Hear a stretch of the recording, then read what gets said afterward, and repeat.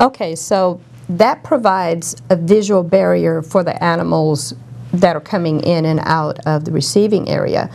But what about the animal that's actually going through euthanasia, being prevented from seeing carcasses of other animals? Yeah, and again, our biggest challenge is the design of our shelter.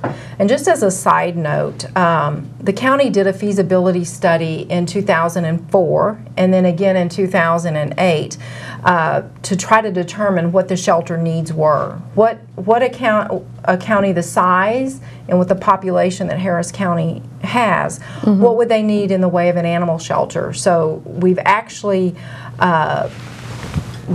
been talking and meeting and have a plan to update the shelter.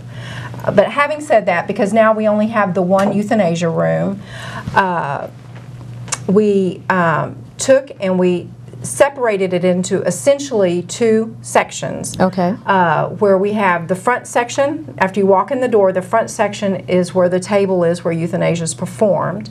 And then after the animal becomes unconscious, they're taken and they're laid behind the curtain in a sort of an isolated area until death can be verified. That way the animal coming in to be euthanized doesn't see the animal we're waiting to verify death on. Okay, so you have two curtains in the room? Well, we have one curtain as you walk into the room, and then there's a curtain in the room itself.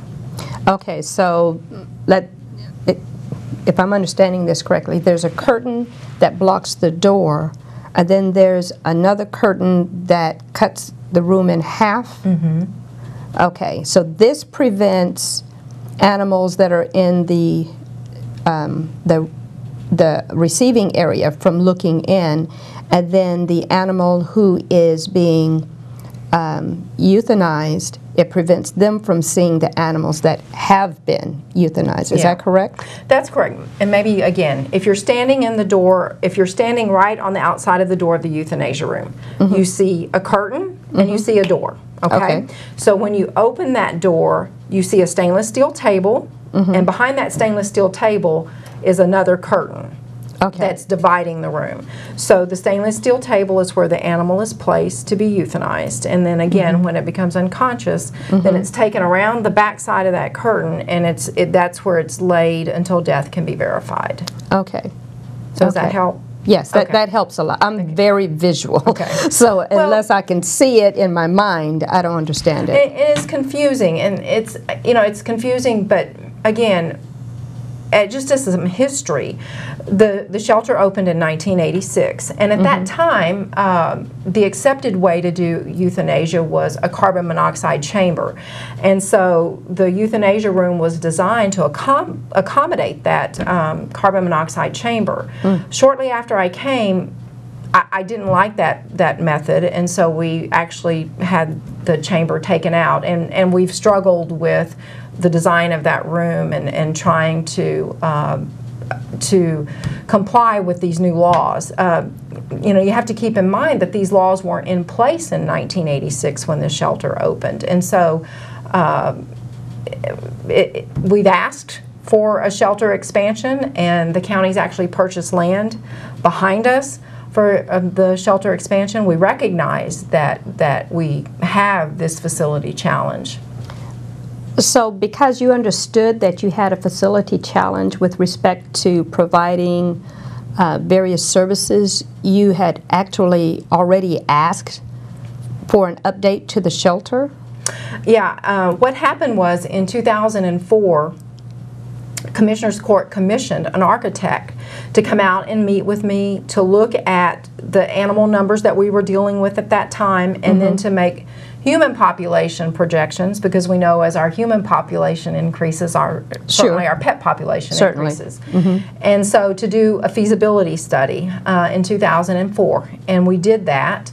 And then again, the issue of needing more space and needing a better design came up in late 2007, in late 2007, and so Commissioner's Court at that time basically hired the same architect to come out and freshen up the study, and that was presented to Commissioner's Court in February of 2008. Okay. You know, there was also a question about our not using a stethoscope to verify death. And in the news story, they state very clearly that state law requires the use of a stethoscope to verify death. Why don't we use a stethoscope? Well, first let me clarify. What the code says, what the Texas Administrative Code says, is that death can be verified by absence of a heart rate or a heartbeat. A stethoscope is just one tool that you can use to verify whether there is or there is not a heartbeat. So it does not specifically require the use of a stethoscope. But we have tried to use stethoscopes, and staff has a stethoscope available to them. Our shelter veterinarian has actually done a stethoscope training class, and where she got back there with the staff, she showed them how to use it, she showed them the best place on the chest to put it, and while she was doing that, she realized that, again, because of the design of the shelter and where the euthanasia room is, right next to the unloading dock, with vehicle noise, garage doors going up and down, all of the people talking, and all of the animals in that holding area, that the stethoscope wasn't the best way for us to verify death. It's just too much noise, too much background noise to hear a heartbeat as it starts to fade. You know, well, that certainly clears up a lot of the questions that a lot of people all around the county are having. Thanks for explaining that. You're welcome.